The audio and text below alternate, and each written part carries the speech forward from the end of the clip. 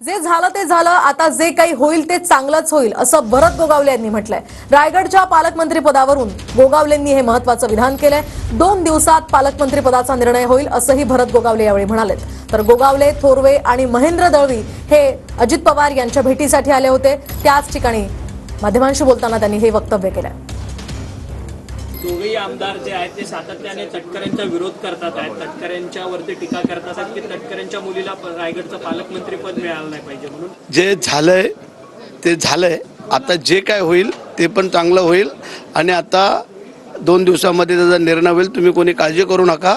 आता आमच्याकडनं फक्त आमच्या खात्याची मीटिंग आहे, त्याच्याबद्दल आम्हाला जरा चर्चा करू दे, मग त्या खात्यात काय मिळतंय ते तुला सांगतो।